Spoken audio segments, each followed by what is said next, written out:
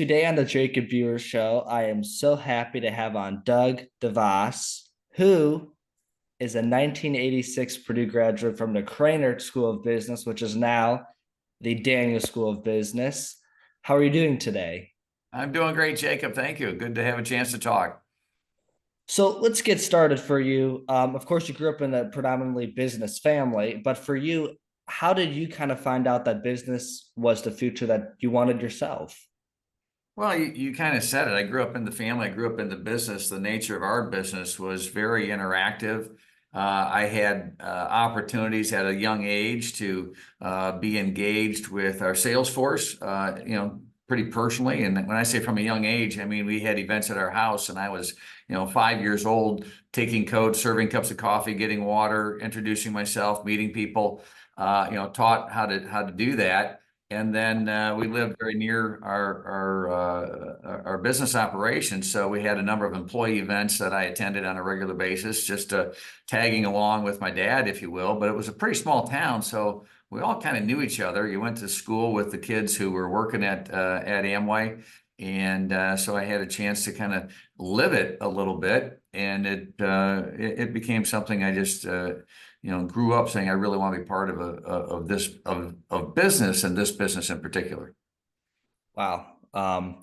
So for you, of course, in your youth, you discovered sailing and other things before you ended up going to Purdue. What do you just love about sailing? Well, I did do that.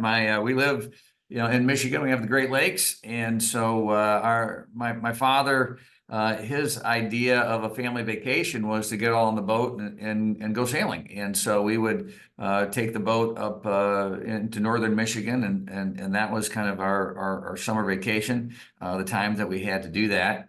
And then as things went on, as the family got older, my older brother kind of got us into racing the boat. Thought that would be fun to stay out on the water. We just fell in love with the water.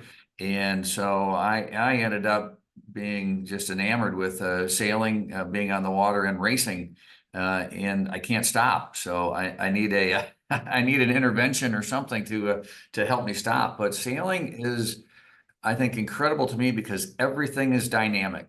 You have to derive power from the wind. You have to find the wind. The direction of the wind matters. So not only have to find the velocity of the wind, but the direction of the wind to get to the point you're trying to get to faster. You have to trim the sails. You have to turn that natural power into thrust, and then you have to do it on a waterway that's moving, whether that's waves or currents, other sorts of things. And then you have to do it with other boats that are getting in your way or trying to find the same wind or get into better water. And beat you to where you want to go. So I think it brings all those dynamics together, and it's an incredibly challenging sport, and I've fallen in love with it. And do you remember the first sailboat that you got to sail? For me, it was the Sunfish. Yeah. The Sunfish was exactly it. That was the first one. We had a family sailboat that we were on, but the one that I actually got to sail and learn on a little bit was the Sunfish. Wow, same story there. You got it. You got it. You're on your way, man. The only one that people from a young age don't learn to sail on is if you're from the West Coast. But if you're from the Midwest, Great Lakes, any lake in Michigan, Indiana, it's always a Sunfish typically, or an Opti or a Pram. So then Sure. take us through a little bit. You played football growing up, of course, and for you, college is an important thing. How did you kind of decide to window down Purdue? Of course, it's in the Midwest, but I'm sure you had interest in Michigan or some other universities. How did you end up at the Cradle of Astronauts studying business? Well, it was through And some. the Cradle of Quarterbacks, the That's Cradle of right. Quarterbacks too. It was through some friends of friends that put Purdue on the radar a little bit, and there was a couple things. One, it had a great business school, and that was attractive. And then beyond that, I played football, but I wasn't a great football player. And they said, well, but you can walk on. Wouldn't that be interesting to walk on to to a team like Purdue? And I'm like, that is really interesting. And so I did it. I played. I have to say I practiced. For most of my career. I actually got in 4 plays my junior year. But that was the extent of my career. I was a backup, but I Was loved it the. at was it at Ross-Ade Stadium? Those 4 plays? I held an extra point. We were beating Minnesota. I held an extra. I was a backup holder, and so I held an extra point there, and I was so excited. I held the ball so hard. The kicker said, "Man, I hardly kicked it out of your hold." You know that. And then we were in at Northwestern. We were well ahead, and I got to go in as a quarterback, as a backup quarterback, and we had 3 plays, and then third play, the running back ran for a touchdown, and then that was it. So that's my whole career. But I go back to the team experience, the atmosphere of Purdue, the intensity of what you learn in that sort of atmosphere, and the camaraderie. You know, we my junior year, we ended up going to the Peach Bowl, and I remember we had a 25-year reunion a number of years ago, and you go back and you see the guys, and all the names come back, all the stories come back, all the times and experiences that we had together came back. And so I look back at my time at Purdue very holistically, not only from the education that I gained, the sports that I experienced, but just the atmosphere. The atmosphere that was created, the environment for learning and growing and for developing lifelong relationships was there. So I'm a fan, and I'm thrilled with what Mitch Daniels has done recently, and what's happening at the university now, the direction it's going. So I think you and your fellow students are in a great place, and you're going to grow a lot as you attend and learn there. No doubt about it. And I appreciate that kind message. And a couple other things, of course, for you. I got to ask, did you recall ever staying in the dorms at Purdue? Oh, yeah. Which dorm did you stay in your freshman year? I was at McCutcheon. McCutcheon. Wow. So I was in Wiley this last year, got my 8th housing option, which, as you know, Wiley and Tarkington are still around. Well, maybe you don't know that part, but yeah. Yeah. So I lived in Wiley Hall. So McCutcheon would have been one of the nicer ones back then, but that would have been a pretty far walk from Ross-Ade Stadium. It was on the exact opposite ends of the corners of the campus. So I got a little exercise in going from place to place. And that's what I love about this interview, because if I have an average person on, they don't know what McCutcheon or Wiley Hall is. So, wow. I was going to guess Cary Quad because it was near football. That's what I was going to guess. Again, I was a walk-on. I think the scholarship team members generally were a little closer because of that thought, but I was a walk-on. So it didn't matter where I lived. So take us through a little bit too. What has it been like in a professional setting? Of course, especially if you come from a family of a business background, sometimes expectations are greater or less like that. How did you find your own footing when it comes to leadership? Because I think that's important to realize about yourself, as you've been a leader of AmWay for 17 years. You still do a lot of things with them, as well as your new venture company. So what's it been like being a leader from your own perspective? Well, it's interesting, and I have to go back to a mentor I had right after as I was leaving Purdue or graduating, and the family business was there, and it's pretty easy to get a job at a family business when it's your family. So I had a mentor who said, before you do that, think long and hard. Do you want to go there? What's the career? Where do you want to spend your time, your life working? And if that's it, great. But if it isn't, and if you think you want to do something else, then do something else, because you're gonna be miserable. And it was great advice. And I did think to myself, I love our business. I love how it operates. I feel it makes a positive impact in people's lives. And so I decided to dive in. And then it's like anything else. It's learning. It's learning and acting and making mistakes, and making corrections and working through it. It's building relationships, gaining knowledge.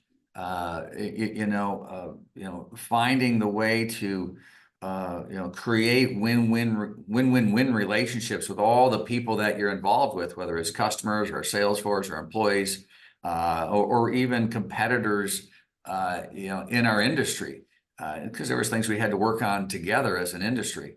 And so that became, the mantra for my career was, in every role that I had, was how do you connect with people? How do you create this environment of learning? How do we get better? How do we stay curious? How do we stay humble? Because we don't know everything. We're not going to, figure it all out. The nature of our business with our sales force was a group of very strong, entrepreneurial based individuals, and they were out there every day, interacting with customers, building their organizations, their sales forces. And so for us to kind of be at headquarters, if you will, or in an office environment and try to, tell them what they needed to do was never going to happen. So you had to find the way to listen and learn from them, and then make sure we were doing the things as a company that were supporting them in the marketplace, so they could be successful. And I think that's a very interesting point.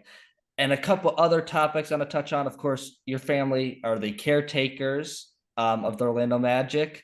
I'm Right. not asking you who you're going to draft, so don't worry. I'm not going that route, although maybe Okay. Edie. So I'm not going to go that route. Don't worry. No hot seat. But what's it been like, being the caretakers of a professional sports team?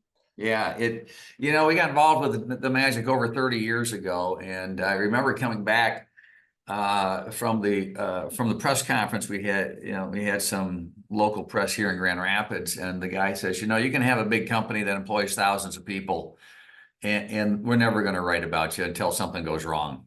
If you have a downturn, or if you let 20 people go or something, then you'll be in the paper, and that's it.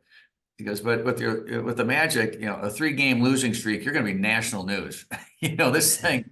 And so it's their mindset, and we use that term, the caretaker. Because it implies stewardship. Because, okay, well, we may own the team, in a technical sense, the team is really part of the community, and it has such an impact in the community. And the players are so well known and so admired in so many ways, that their ability to impact the community for in a positive way, really is far beyond anything we've experienced in business even. So it required a different way of thinking for us to say, we're the steward, we're taking care of this community asset. Now we have to do it well. We got to win. We have to behave well. We have to be engaged in our community. And so it was an incredible adventure. And we've gone through some winning cycles. When we first got the team in 1991, our first draft, if you want to go back to that, was a guy named Shaquille O'Neal, which I think you would know. And then the next draft, we had the first pick again, even though the team was wildly improved. We drafted Chris Webber, traded him for Penny Hardaway, and Shaq and Penny took us to the finals, the following year in the 94-95 season. And we thought, this is easy. Oh my gosh, look at this, we're in the finals.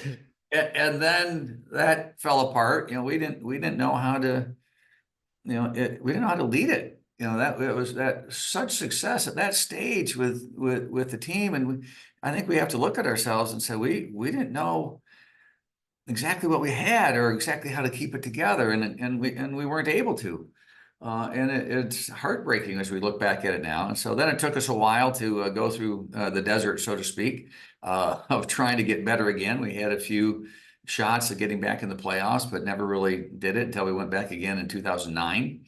That was Dwight Howard leading us there. And then, that had a different set of circumstances, but we weren't able to quite hold that together. And then we've been struggling, but now we seem to be kind of finding back again this year. So it's that long-term determination of just saying it's always about people.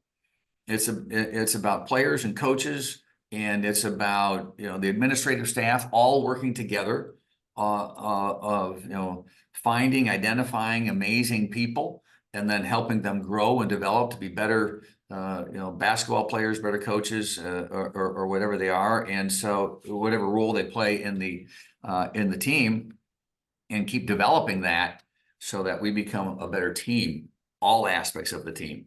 And so that's been a management challenge from that perspective, but a great joy to go. It's one thing to watch a product come off the line. It's another thing to have a business where you get to go to a basketball game, an NBA basketball game, and see how you're doing, in that sense. So it's been a great adventure. Well, we wish you luck next week in the NBA draft. It'll be very interesting. So, Thank you. And we got to the playoffs. We had a good run with Cleveland this last playoffs. Took them to 7 games. Couldn't quite get over the hump, but we're a young team growing, and I think we got a bright future. no doubt about it. And true story, as someone who lives in Indianapolis for the Pacers, of course, which I'm rooting for the Magic now. The 2 NBA games that I've seen them play against, the first one was the Orlando Magic in January of 2017, and the Miami Heat. So both teams from Florida is who I've seen the Pacers play against, ironically. So There you go. Oh, a little bit of Florida blood there. And then kind of my last thing I wanted to touch on real quick, because I know you're a busy man, is of course the foundation that you and your wife run, and then advice that you have for college students, but I guess we can kind of more pertain that to Purdue students too. So kind of those 2 last things to close out. All right. Well, you guide me a little bit. I'll start with kind of our community work, and I'll broaden it beyond just the foundation, because the similar principles apply in community. The challenges are different where you go. We are focused on poverty and the alleviation of it, not just making it more comfortable. And I think a lot of charity sometimes is focused on, well, we're just going to help this person, or we're going to help that person, and it doesn't really help them change their future, their trajectory. It just makes their situation a little more comfortable for a while. And we believe in the capacity and the capability of every individual, that they were created by God. They have talents and gifts and skills. And so our work is to not engage the community in a transactional way, where there's an exchange that happens at a point in time, but a relational way. Who are these people? Who are these families? We have to get to know them. And these are our neighbors. And we have to, our language of this is us, our community. We're in this together. And we have some of our neighbors, some of our friends who are struggling more than others. What are the conditions that more successful people have simple access to, that are just in life, where they get a quality education, where they have opportunities, friends, they've seen this happen here and there, so they get that first job, or they get this themselves started on the right way, or they have a family atmosphere that's that's strong and loving and holds them, or supports them in the early stages of their life. What are those conditions, and what are the barriers in the way from somebody who's been in poverty to access that condition? And so, in one of our recent conversations, there's a story of a friend in Texas, in a place called Bonton, Texas, who said, okay, well, hey, we need jobs. All right, well, let's get everybody a job. Okay, well, now I got a transportation issue because I can't get to the job. Okay, well, let's see if we can solve that. Okay, well, not only that, now I got a health issue because I got sick and I can't, I don't know how to go to a doctor. I can't afford a doctor. So now, and so all these things that most people take for granted, the poor person doesn't have access to that. So our neighbors in those conditions, how do we help create the atmosphere, create the environment, again, kind of like we were talking about earlier at Purdue, where you create this environment of learning, of success, and there's some places in our community where that environment is not created. And what are the elements to help create that so that people can help themselves? So that's our thinking, to try to approach these issues, and in the same way, we do not have the answers. Okay, we do not have the answers, and we're not going to walk in there saying we do. But what we are going to do is walk with a lot of friends and neighbors and say, okay, let's figure this out together. What are the things we can do together to create lasting change in people's lives and break the cycle? We've had a war on poverty in our country for 60 years. And poverty is winning. No doubt about it. Well, that's very inspirational for you to share that. And that it's something that you're looking at very closely to try to help make the world a better place in your time here. And then what advice do you have? I hate just saying Purdue students because I think, again, based off what you shared, it's good advice for everybody. But, I'm going to try to relate this in a Purdue way, of course. So, what advice do you just have for the average college student, especially those kids who are going to be in West Lafayette this year? Well, the first thing, if somebody's in a university setting, that's a great blessing, and does create a level of opportunity. But a couple of things come to mind. First, you still, no matter what, you have to know who you are, and you have to, want to build a life from the inside out. It's easy to be influenced from the outside in. So if you want to be successful, why do you want to be successful? What are you trying to accomplish from the inside out? And how do you serve the marketplace, or how do you serve your, through your work, where there's a win-win? You provide value and you may get a salary or value back. So knowing who you are, and one of the things that I'm involved with the National Constitution Center in Philadelphia, and if you look at the founding documents of the United States, especially the Declaration, there's that phrase, the pursuit of happiness.